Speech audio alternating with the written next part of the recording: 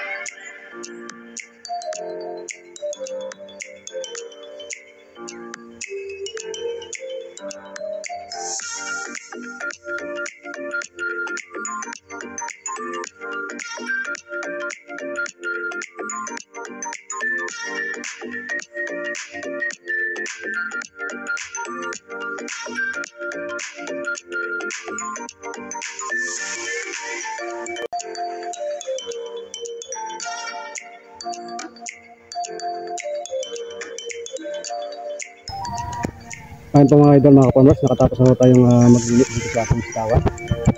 Ayun po. Tapusan na po natin. Ano po pala, may tanim na po pala tayong sabi dito. Kaya maliliit na yun. Maliliit na sabi na lang yung tanim natin. Meron tayong tanim na kailan nilang pinya. Yung napagitan nila.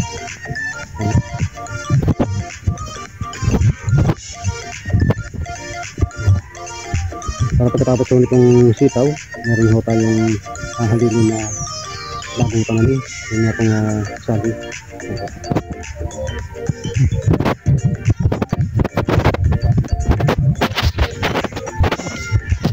Ito.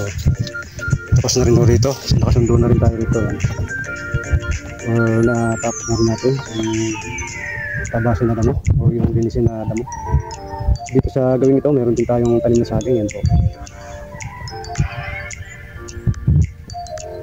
Laki na sila at buhay na po yung ating tinanim na saging. Yan. At sa gawin ito, may bakante. Yan po. Hindi ko alam kung anong may tanim natin dyan.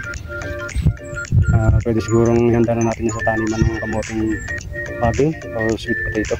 Yan, palitan po niyan. At hanggang dito. Yan, dati po natin tinaman ito ng kamuting bag o dito. Sa susunod na pagtaniman, tatanin ulit natin. Yan. Ito po yung ating sitawan na nilinisan, na plano nga nating lagyan ng abono. Siguro maya maya pagkatapos nating merienda, mag-aabono na ho tayo rito mga ito. Habang tila pa po at hindi mulan, medyo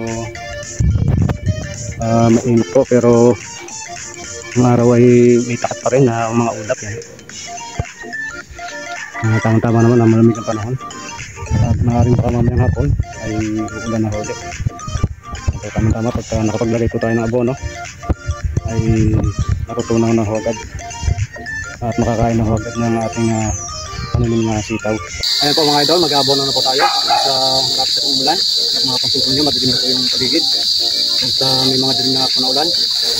Ito nga po palang gamitin nating abono ay yung 4600 urea at yung 4014 complete fertilizer. Ito po, pagkasamahin po natin, linis po natin yung dalawa. Ito po, ibubo muna natin yung 4600, itong urea. At yung abono natin sa ating sitaw mga idol. I-mix natin yung dalawa. Ito, tapos haluin natin. Haluin po natin ganyan. Mix natin.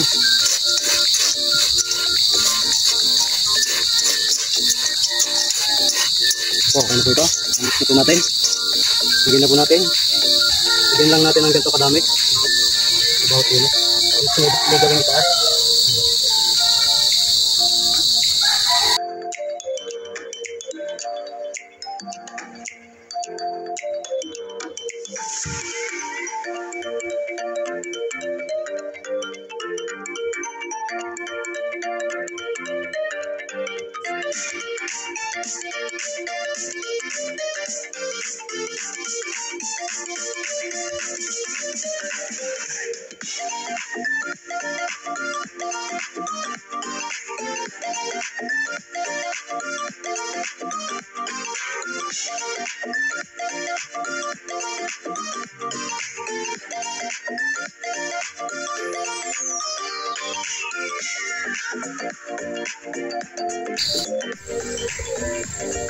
Ayan po, at nakatapos na rin tayo maglagay ng abono dito po sa ating mga tanim na sitaw. Ayan po. Yan, mapapansin po ninyo yung mga puti na yan. Yan po yung nilagay nating abono. So,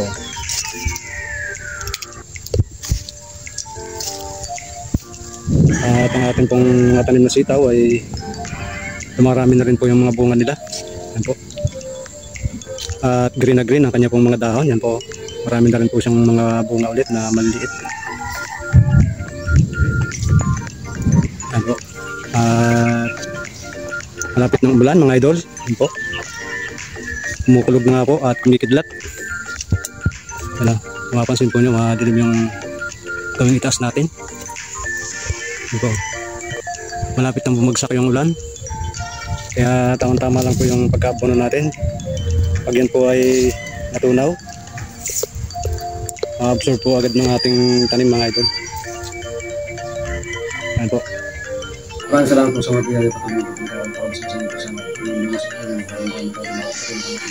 Kawalan po ng tayo. Amen. Kano tayo mga idol, nakaulong natin na yung apritong bangos. Yan o.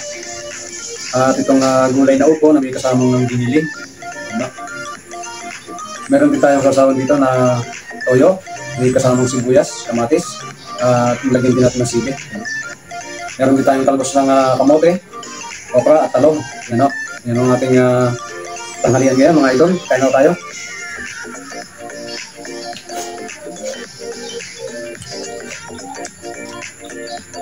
Talbos ng kamote.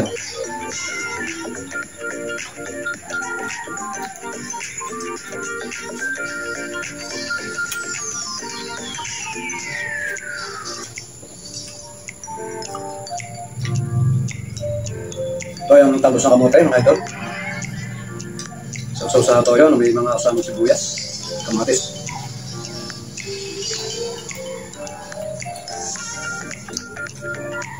Sarap.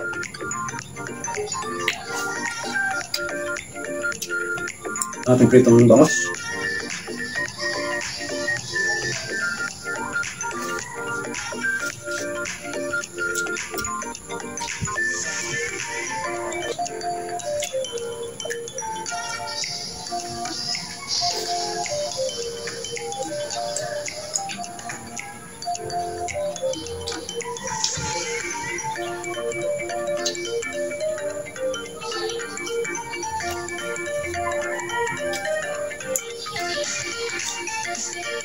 Meron tayong talong. Ito.